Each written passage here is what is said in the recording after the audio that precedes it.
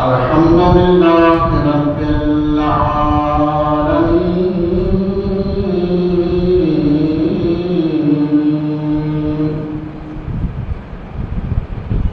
والصلاة والسلام على رسوله الكريم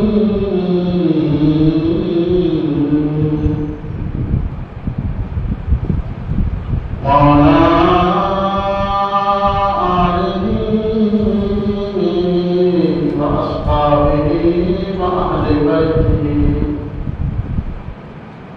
وأزواجه وأولياء ملته وعلماء أهل سنته أجمعين أما بعد فأعوذ بالله من الشيطان الرجيم بسم الله الرحمن الرحيم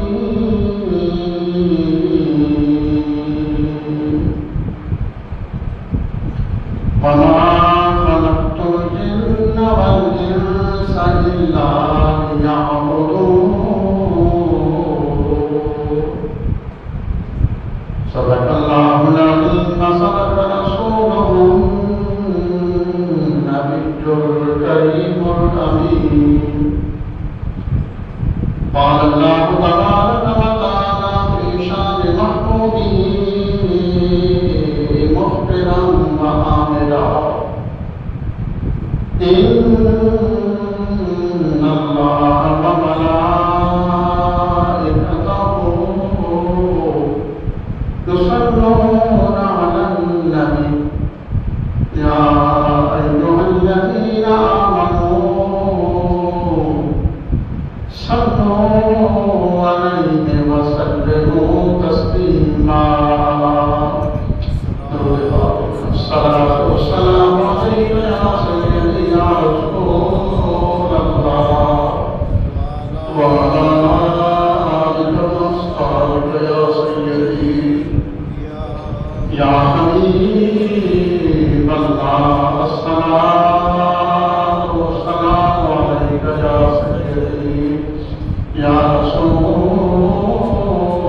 الله وعلى آلك وأصحابك يا سيدي يا خاتم النبيين. حمد و ثنا کے بعد دعا ہے پروردگار عالم جہاں کہنے آپ کو سن کر ہم سب کو اس کے عمل کی توفیق عطا فرمائے. الحمدللہ ثم الحمدللہ بفضلہ تعالی جمعۃ المبارک کی نماز پڑھنے کے لیے مسجد میں آنے کی سعادت نصیب ہوئی. اللہ تعالیٰ کی شان نشان اس کا جو ثواب ہو اس کے فیض و برکات نصیب فرمائیں اور صدقہ رسالت امام علیہ السلام کے نالائق پاک کا اللہ تعالیٰ ہماری زندگی کے جو ناکارتیوں کو خطاؤں کو لفظشوں کو اللہ کی معاف فرمائیں اور باقی کی زندگی اللہ تعالیٰ قرآن و سنت پہ گزارنا نصیب فرمائیں. قرآن کریم میں 27ویں پارے کی ایک آیت طیبہ تلاوت کی گئی جس میں اللہ کریم نے ارشاد فرمایا وَمَا خَلَقْتُ الْجِنَّ وَالْإِنسَ إِلَّا لِيَعْبُدُونِ. اللہ تعالیٰ نے جن و انس کو پیدا نہیں فرمایا مگر اپنی عبادت کے لیے. یعنی انسان اور جنات کی تخلیق اور پیدائش کا مقصد دنیا میں بھیجنے کا مقصد صرف یہ تھا اِلَّا لِيَعْبُدُونِ کہ میری عبادت کرو. دنیا کمانا مقصد ہے. اللہ تعالیٰ نے انسان کو اس کی دنیا میں آنے کا مقصد بتا کہ کہ تیرا دنیا میں لانے کا یہ مقصد تھا، اگر اس کو پورا کیا، اس مقصد میں کامیاب ہو گیا تو کامیابی اور کامیابی کے منظر پر تجھے فائز کر دیا جائے گا، اور اگر اپنے مقصد کو بھلا دیا تو پھر ناکام ہو نامراد ہو جائے۔ کوئی انسان ہے، اس کا ایک مقصد ہے کہ میں نے یہ کام کرنا ہے، اس کو بھلا دے گا تو انسان یقیناً ناکام ہو جائے گا۔ دنیا میں ہر چیز، جتنے بھی چیز ہے، کائنات کا پورا نظام، زمین ہے، آسمان ہے، ستارے ہیں، سورج ہے، چاند ہے، پہاڑ ہے، دریا ہے، درخت ہے، جانور ہے، دیگر مخلوقات ہے، یہ ساری اللہ تعالیٰ کے انسان کی خدمت میں معمول ہے۔ ہر چیز انسان نے کبھی سوچا تھا؟ دیکھیں نا، سارے خزانے، سونا ہے، چاندی ہے، قیمتی دھاتیں ہیں، جتنی ہیں اللہ تعالیٰ نے وہ کہاں پہ رکھی ہیں؟ زمین کے نیچے۔ اور زمین کو کہاں پہ رکھا ہے؟ انسان کے قدموں کے نیچے۔ اللہ نے فرمایا جتنی بھی یہ خزانے ہیں میں نے تیرے قدموں کے نیچے رکھا، قدموں کے نیچے ہیں، زمین کے نیچے ہیں، سارے خزانے انسان کے قدموں کے نیچے رکھا۔ اللہ نے فرمایا کہ اگر تم اپنے مقصد میں کامیاب ہو جا تو یہ تیرے پیچھے پیچھے یہ خزانے سارے تیرے، سارے خزانے تیرے، جہاں جائیں گے یہ خزانے تیرے پیچھے جائیں گے۔ بزرگان دین کو دیکھ لیں، دادا صاحب کو دیکھ لیں، اپنے مقصد کو سامنے رکھا، کامیاب ہوئے، آج دنیا کی دولت اپنے قدموں کے نیچے پڑے گئے۔ مزارات میں جائے تو ہر اللہ قدموں کی جانب ہوتا ہے۔ انہوں نے اپنے مقصد کو سمجھا، اللہ نے مرنے کے بعد بھی دنیا کی ساری دولت سے ہر چیز حاصل کرنی چاہتی ہے، سونا، چاندی، دنیا، ہر چیز انسان پیسے سے کما سکے، وہ جو پیسہ اللہ نے ان کے قدموں میں رکھا۔ اس کی اتنی بات مرنے کے بعد تو انسان کو پیسے کی کوئی ضرورت نہیں ہوتی، لیکن پھر بھی اللہ نے ان کے قدموں میں رکھا۔ آج بھی دادا صاحب میں جائیں تو ایک سروے کے مطابق تقریباً 7,000 سے زائد لوگ ایک دن میں کھانا کھا رہے ہیں، مفت کھانا کھا رہے ہیں۔ جب انہیں کھانا پینا دنیا رب کے لیے چھوڑی، مقصد کو سامنے رکھا اور کامیاب ہو گئے۔ اور اس کے سامنے شاہ قلعے کو دیکھ کے مقصد کو بادشاہوں نے بلا دیا، اپنے مقصد کو بھول گئے، بڑے بڑے معاملات تعلیم کی، آج ان کے نام مٹ گئے۔ اللہ تعالیٰ نے فرمایا کہ مقصد انسان کا کیا ہے؟ عبادت۔ آخرت کیا ہے؟ وہ اللہ نے فرمایا کہ تمہیں محنت سے ملے گی اور دنیا اس سے ملے گی، مقدر سے، رزق کس سے ملے گا؟ مقدر سے، اولاد کس سے ملے گی؟ مقدر سے۔ اللہ تعالیٰ نے یہ ساری جب انسان کو عالم ارواح میں پیدا کرنے کے بارے میں سوچا، انسان جب دنیا میں آتا ہے آنے سے پہلے اللہ کریم نے اس کے پیدا ہونے سے لے کر مرنے تک سارا رزق لکھ دیا۔ ذرہ برابر بھی زیادہ اور کم نہیں ہوگا، جو لکھا ہے وہی ملے گا۔ اور محنت کس کے لیے کرنی ہے؟ آخرت کی۔ انسان نے آج الٹ کام شروع کر دیا، دنیا کے لیے کیا کر دی؟ محنت شروع کر دی اور آخرت کو مقدر میں چھوڑ دیا۔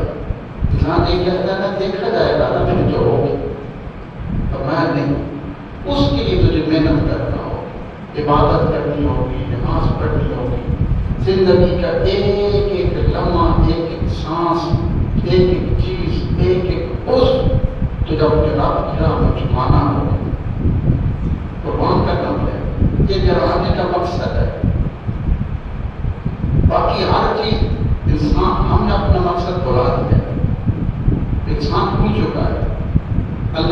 کہ سورج تیری خدمت پہ معمول ہے، تیرا خادم ہے، اس کا کام ہے تجھے سردیوں میں تپش دینا، تجھے حرارت پہنچانا۔ چاند تیرا خادم ہے، اس کا کام ہے تجھے کیا کرنا، رات کو چاندنی عطا کرنا۔ آسمان یہ سارے تیری خدمت پہ معمول ہے، وہاں سے بارش برستی ہے، تیری خدمت پہ معمول ہے، تجھے سکون دیتی ہے۔ زمین تیری خادم ہے، تجھے سبزیاں دیتی ہے، پھل دیتی ہے، غلہ دیتی ہے، اناج دیتی ہے، تجھے تو کھا۔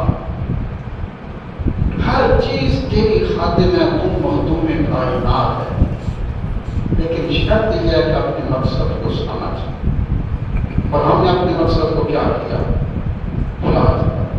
ہمارا مقصد یہ ہی بن گیا کہ دولت اکٹھی کرنی ہے، دولت اکٹھی کرنی ہے، پیسے اکٹھا کرنا۔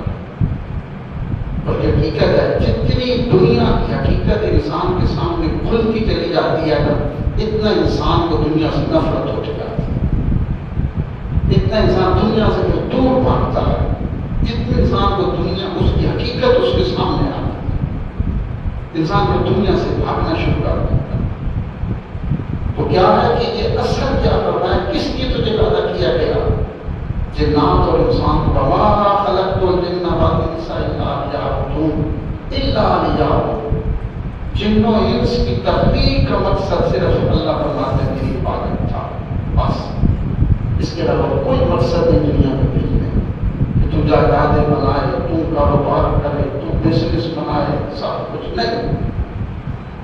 40 50 60 70 سال اس نے کبھی بھوکا نہیں سونے دیا، ماننے والوں کو بھی، کفار کو بھی، جانوروں کو بھی بھوکا نہیں سونے دیتا، اس کا وعدہ ہے نہیں سونے دیتا۔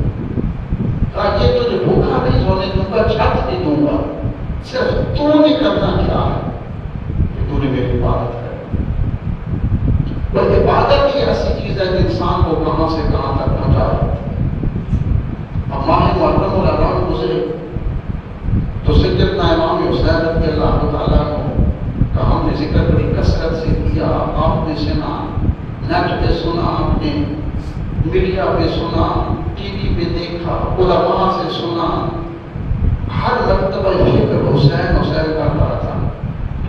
امام حسین نے ذکر بھی کیا تھا، انہوں نے کوئی جائیداد بنائی تھی، ان کی کوئی محلات تھے، ان کی کوئی سواریاں تھیں، دنیا کے کسی وہ بادشاہی کے تخت پہ بیٹھے تھے، لیکن ان کے پاس کیا تھا، ایک مصلی تھا، مصلی رسول، ایک ممبر رسول تھا، ایک اللہ کا گھر تھا، مسجد نبوی شریف تھی۔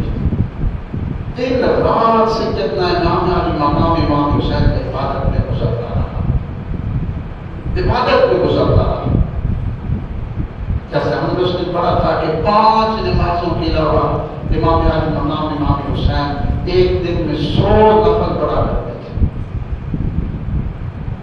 اور ہماری طرح نہیں کہ نفل بیٹھ کے پڑھتے تھے، یہ تو ہمارے ایک معمول بن گیا ہے، خاص کر پنجاب میں یا علاقوں میں، پاکستان میں علاقوں میں، ورنہ کسی دنیا کے دیگر مقامات کے ملکوں میں بیٹھ کے نفل نہیں پڑھتے، بلکہ آپ اگر سعودی عرب جائیں، حج عمرے پہ بیٹھ کے پڑھیں گے تو آپ سے پوچھتے ہیں صاحب آپ کا غریب تو بیمار ہے، کیوں بیٹھ کے پڑھ رہا ہے؟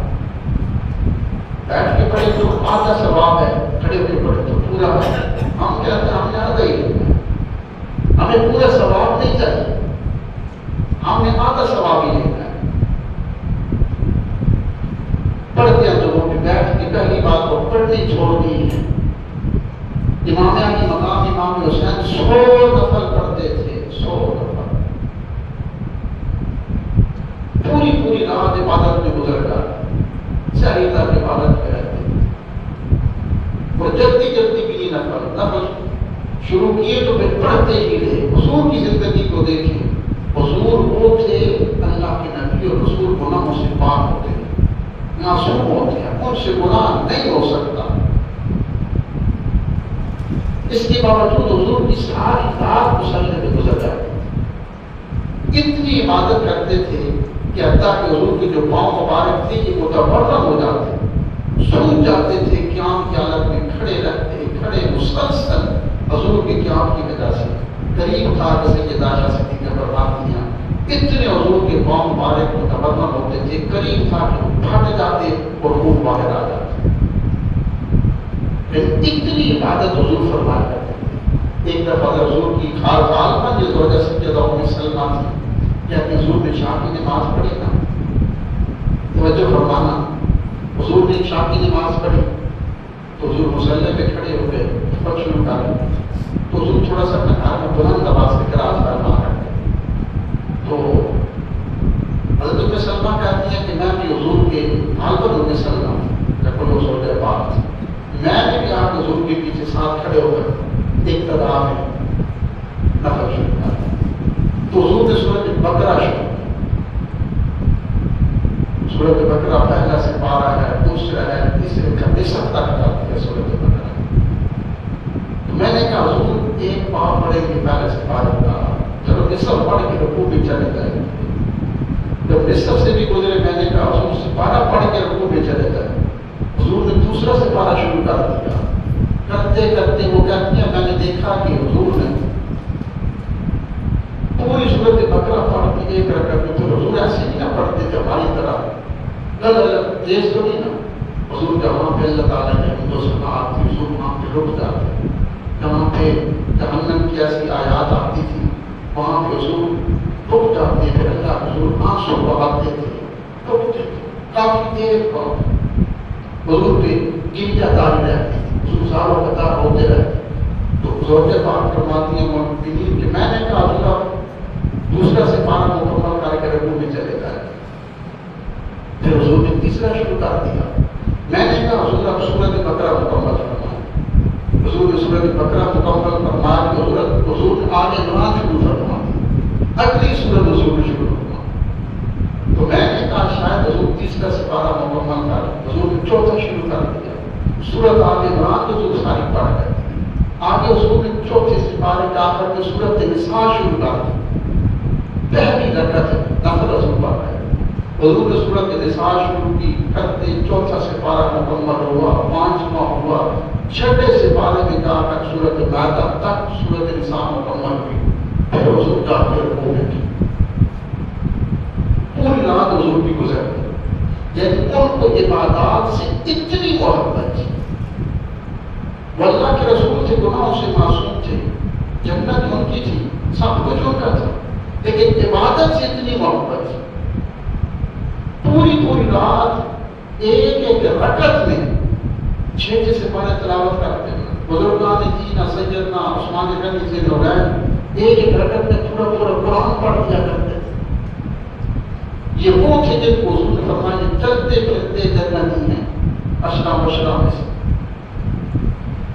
جن کو جنت کی خوشخبریاں ہوئی تھی، حضور نے فرمایا عثمان کو آج کے بعد کوئی عمل بھی ایسا اس سے سرزد نہیں ہوگا، اللہ کا کرم ہے کہ اس کو نقصان پہنچا، عثمان چلتا پھرتا جنتی ہے، پھر بھی سیدنا عثمان غنی ساری رات ایک رکعت میں قرآن پڑھ دیا ہے، جنت کی خوشخبری ہے، سب کچھ ہے، تو اللہ فرماتا ہے کہ وَمَا خَلَقْتُ الْجِنَّ وَالْإِنسَ إِلَّا لِيَعْبُدُونِ، دنیا میں بھیجنے کا مقصد صرف اور صرف اللہ لِيَعْبُدُونِ عبادت ہے، اور تمہیں کوئی بھیجنے کا مقصد نہیں تاکہ تم بزنس سیٹ کرو، کاروبار کرو، گاڑیاں بناؤ، سواریاں بناؤ، بڑے محلہ تعمیر کرو، نہیں، ورنہ مقصد یہ تھا کہ تم صرف اپنا رب عبادت میں گزارو۔ امام حسین کے حضور کے صحابی تھے، ترمذی شریف کی حدیث پاک ہے، بڑی پیاری حدیث پاک ہے، حضور کے صحابی تھے حضرت ابو فاطمہ رضی اللہ تعالیٰ عنہ، ان کی بیٹی کا نام فاطمہ تھا، تو ابو فاطمہ آپ کو کہتے تھے، حضرت ابو فاطمہ رضی اللہ تعالیٰ عنہ حضور کے صحابی تھے، تو ان کو حضور سے بڑی صحابہ تو ایسے بڑی محبت کرتے تھے، تو ابو فاطمہ تھے نا، یہ صبح اٹھتے تو ان کا ایک ہی کام تھا، حضور کو ڈھونڈتے رہتے، جہاں حضور مل جاتے وہی پاس جا کے بیٹھ جاتے، مسجد میں فجر پڑھنے آتے تو بیٹھے رہتے، جب حضور تشریف لے جاتے یہ بھی چلے جاتے، سارا دن حضور کی تلاش میں، حضور کے پیچھے حضور کے ساتھ، تو ایک دن حضور نے پوچھ لیا کہ ابو فاطمہ تو مجھ سے بڑی محبت کرتا ہے، کہ حضور بڑی کرتا، تو حضور نے فرمایا کہ ابو فاطمہ مجھے یہ بتا کہ قیامت کے دن مجھے تو جلدی ملنا چاہتا ہے یا دیر سے؟ ترمذی کی حدیث سے بات ہے۔ ابو فاطمہ یہ بتا کہ قیامت کے دن مجھے جلدی ملنا چاہتا ہے یا دیر سے؟ حضور جلدی ملنا چاہتا ہے، دیر سے کون ہے؟ جہاں پہ ایک سبب نہیں ہو سکتا، قیامت کے دن کیسے ہوگا؟ تو حضور نے فرمایا کہ ابو فاطمہ کا چاہتا ہے کہ قیامت کے دن مجھے جلدی ملے تو اس کا ایک ہی طریقہ ہے کہ کثرت سے سجدے کیا کر، کثرت سے سجدے کیا کر، نمازیں پڑھا کر، نوافل پڑھا کر، ہر وقت تیرا سر رب کے دربار میں جھکا رہے اور پھر قیامت کے دن مجھے جلدی ملے گا تو پہلے لوگ میرے دل میں سے تیرا بھی شمار ہو۔ تو حضور نے اپنے بارگاہ تک پہنچنے کے لیے، اپنے آپ سے ملاقات کے لیے، اپنی زیارت کے لیے، دربار نبوت تک رسائی کے لیے کیا فرمایا کہ کثرت سے سجدے کرنا ہوں گے، نمازیں پڑھنا ہوں گی، پھر جا کر تم اللہ کے رسول تک پہنچو۔ اور افسوس آپ تمہارے ابھی رب شریف آ رہا ہے، نمازیں نہیں ہوں گی، کچھ نہیں ہوگا، عمل یہ اچھا ہے یہ عمل، لیکن اگر وہ بھی عمل نماز والا بھی ساتھ ہو جائے تو پھر اس کی قبولیت میں کوئی شک ہی نہیں ہے۔ تو نعرے بھی لگے کہ غلامی رسول میں موت بھی قبول ہے، لیکن غلامی رسول میں نماز قبول نہیں۔ تو حضور نے فرمایا مجھ تک پہنچنا چاہتے ہو تو کثرت سے سجدے کرنا ہوں گے، کثرت سے۔ کسی نے پوچھا حضور کیسے پتہ چلے؟ حضور کچھ ایسے امتی حضور کے اندر ہر وقت نگاہ نبوت پہ رہتی ہے، جن پر حضور کی ہر وقت نگاہ رہتی ہے۔ تو پوچھا حضور کو کون ہے؟ تو حضور نے فرمایا وہ ایسے خوش نصیب ہیں اگر دیکھنا چاہیں کہ کیا ہم ہر وقت نگاہ نبوت میں ہیں، حضور کا کرم ہر وقت ہمارے ساتھ ہے، تو حضور نے فرمایا یہ وہ لوگ ہیں کہ جب اذان ہو جائے تو ان کا دل تڑپ اٹھے نماز کے لیے، وہ بے چین ہو جائے مسجد میں جانے کے لیے، نماز پڑھنے کے لیے، اور جب تک وہ نماز نہ پڑھے ان کو سکون نہ آئے تو وہ سمجھ لینا کہ ہم ہر وقت نگاہ نبوت میں ہیں، حضور کا نظر کرم ہر وقت ہم پہ پڑتا ہے۔ اب محرم کا آخری تاریخ ہے، امام حسین کا ذکر کتنی کثرت سے ہم نے سنا، کتنی کثرت سے کرتے رہے، سنتے رہے۔ امام شہادت کو ہم بیان کرتے ہیں بڑی کثرت سے، ہر مرتبہ فکر کے لوگ شہادت کو بیان کرتے ہیں، لیکن شہادت ہوئی کیوں؟ امام حسین شہید ہوئے کیوں؟ کون سی اتنی بڑی قیامت آ گئی تھی، وجہ تھی، اتنا بڑا کون سی ایسی وجہ تھی کہ امام حسین نے سب کچھ چھوڑ کر آپ کو کربلا میں جانا پڑا؟ سوچنے والی تو یہ بات ہے نا کہ شہادت ہوئی کیوں تھی؟ مدینہ طیبہ، مکہ المکرمہ، حج کا موسم تھا، سب کچھ چھوڑ کر آپ گئے کیوں تھے؟ لیکن ہم اس طرف نہیں، بس ہم وہ شہادت کو یاد کر دیتے ہیں، بس رو دو پھر چپ ہو جاتے ہیں، جبکہ نو آپ صرف کربلا کی زندگی دیکھیں، کربلا کی جو 10 دن 9 محرم الحرام کا دن تھا، نماز عصر کے وقت نماز عصر پڑھی گئی، یزیدی نے بھی پڑھی، امام علی مقام کے جو ساتھ انہوں نے بھی پڑھی، عصر کے بعد ابن سعد اور سیدنا امام علی مقام امام حسین جب سے ملاقات ہوئی، تو جب ملاقات ہوئی ابن سعد یزید کا ابن زیاد کا آخر خط تھی، ابن زیاد جو کوفے کا گورنر تھا اس کا خط دیا اور کہا کہ یزید کا بھی پیغام ہے کہ آپ کو یا بیعت کرنا ہوگی یا آپ کو ساتھ جنگ کرنا ہوگی۔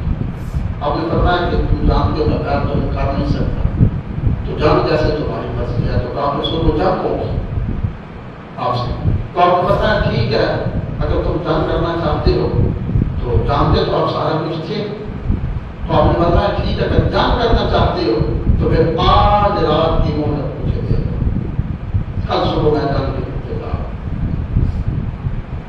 تو امام علی مقام ہم نے اسی رات سب کو اکٹھا نہیں کیا تھا، ایک جس کا ہم گفتگو نہیں کی پہلے کر چکے تھے، سب کو اکٹھا کیا، فرمایا کہ کل جہاں پہ جنگ ہوگی جو تم میں سے واپس جانا چاہے وہ چلا جائے،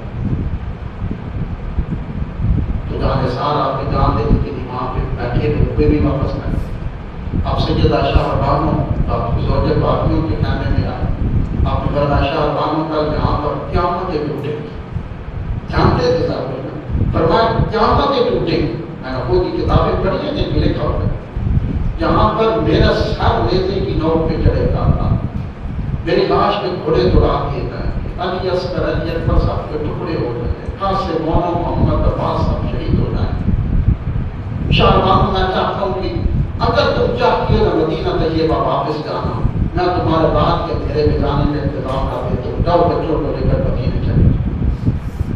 تو مقصد کیا ہے کہ امام علی مقام امام حسین سب کچھ وہ ایک آرام سے بیٹھا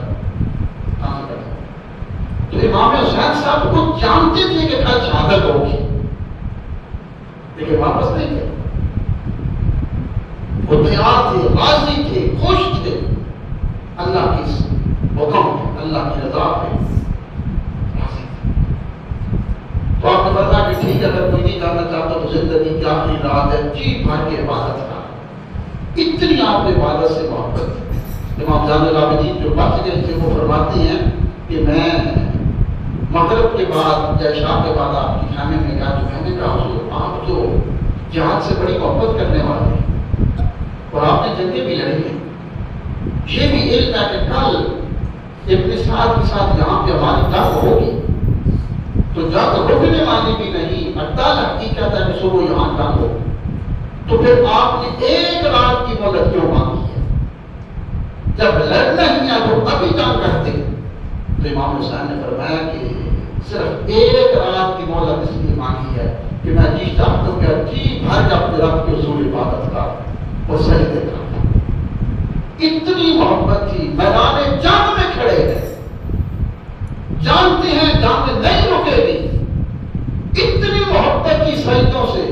پھر امام زین العابدین فرماتے ہیں کہ امام حسین کی سجدے پہلے بھی بڑے بڑے تھے، آپ نے بڑے بڑے سجدے کیے تھے، لیکن وہ 3 دن کے بھوکے پیاسے تجمع کر کے اس تپتے ہوئے صحرا پر جو آپ نے سجدہ کیا اس کا سجدہ پھر کوئی بھی نہیں. محبت تھی، اتنی عبادت کے ساتھ ہم لوگوں، اتنی محبت تھی. جنگ جاری تھی. حضرت ابو سمامہ عمر بن عبداللہ الصائدی رضی اللہ تعالیٰ یہ فرماتے ہیں کہ میں امام حسین کے ساتھ میدان جنگ میں تھا، لاشیں کٹ رہی تھی، جنگ پورے عروج پر تھی، تلواریں ٹکرا رہی تھی، ہر طرف چیخ و پکار تھی، قیامتیں ٹوٹ رہی تھی. کہتے ظہر کا وقت ہوا تو میں امام حسین کے قریب گیا اور میں نے کہا حضور ظہر کا وقت ہو چکا ہے، ظہر کا وقت. تو آپ اس حد تک جنگ میں مصروف تھے کہ آپ نے اس سے کہا، عمر بن عبداللہ سے کہا کہ دعا دی، فرمایا تو نے مجھے نماز یاد کرا دی ہے، اللہ کی آمد کے دن اپنا ذکر کرنے والوں اور نماز پڑھنے والوں میں تیرا شمار ہے. تو آپ نے فرمایا یہیں پہ جنگ روک دو. ہر طرف خون تھا، آپ صبح کی لاشیں اٹھا کے 3 دن کے بھوکے پیاسے سب کچھ، بیٹے کٹ رہی ہیں، بھانجے کٹ چکے ہیں، بھتیجے کٹ چکے ہیں، جانساروں کی لاشیں پڑی ہیں، سب کچھ ہے. تلواریں ٹکرا رہی تھی. آخری لمحات کے جان کے بعد امام حسین کی شہادت ہوئی تھی. آپ نے فرمایا کہ یہیں پہ سب سیدھی کرو. لاشیں پڑی ہیں، خون ہے ہر طرف، فرمایا یہیں پہ سب سیدھی کرو. وہیں پہ سب سیدھی کی گئی اور وہاں پر آپ نے تیمم کر کے وہیں پہ جمع کر دیا. آج امام حسین کی یاد میں 10 محرم کو سبیل لگاتے ہیں جی تو ظہر کی نماز کا خیال نہیں کوئی. یہ محبت حسین ہے. ہر طرف خون ہی خون تھا. پھر بھی ظہر کی نماز جماعت سے قضا نہیں ہوئی. ہماری تو جماعت پڑھتے ہی نہیں ہے نا. پاک کا دیکھا دکان پہ کوئی گاہک نہیں ہے تو توڑ کے آ کے جلدی توڑا کر پڑھ کے پاک کر ایسے ہی کرتے ہیں. صحابہ کہتے ہیں یہ قرآن کریم دوسرے سپارے کی تفسیر میں لکھا ہے کہ مدینہ طیبہ کے اندر جو جماعت سے نماز نہیں پڑھتا تھا اب سمجھ لیتے تھے کہ یہ منافق ہے. پورے شہر مدینہ میں دیکھتے تھے جو جماعت سے نماز نہیں پڑھتا تھا وہ صرف منافق ہوتا تھا، جو مومن ہوتا تھا وہ جماعت سے نماز پڑھتا تھا. ہم نے تو کہا کہ نماز ہی پڑھنی ہے. آخری ٹائم میں نماز پڑھ کے اٹھا کے اتنی ان کو محبت تھی امام علی مقام امام حسین گزارنا، جیسا ہم نے پہلے پڑھا تھا، 5 نمازوں کے علاوہ 100 نوافل پڑھا کرتے تھے، 100 نفل پڑھا کرتے تھے۔ اور امام حسین آگے سنے، یہ باتیں پڑھنے والی ہیں، سننے سنانے والی۔ امام حسین ہر تیسرے دن پوری زندگی میں ہر تیسرے دن امام حسین قرآن کریم کے ختم پہنچ کیا کرتے تھے۔ 10 سپارے روزانہ امام حسین تلاوت فرمایا کرتے تھے۔ کتنے سپارے؟ 10 سپارے روزانہ تلاوت کیا کرتے تھے۔ ہر تیسرے دن امام حسین قرآن کریم کا ختم پاک کیا کرتے تھے۔ آج ہم حسین حسین کرنے والے، ہم نے کبھی قرآن کھولا ہی نہیں ہے، ہمیں قرآن پڑھنے ہی نہیں آتا۔ اگر ہم نے قرآن پڑھنا بھی ہے، والد صاحب کا، والدہ کا، بزرگوں کا ختم پاک آ گیا، کسی درس میں توڑے گئے، کہیں سے تو بچے لے جائیں، ان کو لے جائے، وہ ہمارے باپ کی قبر پہ قرآن پڑھ رہے۔ باپ تمہارا تھا یا ان کا تھا؟ وہ تو بچے آئیں گے، بس کچھ پڑھیں گے، صحیح نہیں پڑھیں گے۔ باپ تو تیرا تھا نا، تم اپنے درد سے قرآن پڑھنا، پھر اللہ اس کی بخشش فرمائے گا۔ گھروں میں قرآن پڑھیں گے، اللہ تعالیٰ اگر چاہتے ہو نا، گھر میں رزق برسے، رزق کی بارش ہو، برسات ہو، تو پھر لکھا ہے کہ پھر اپنے قرآن پاک سے گرد و غبار کو صاف کرو۔ مطلب یہ قرآن کریم کو کھولو۔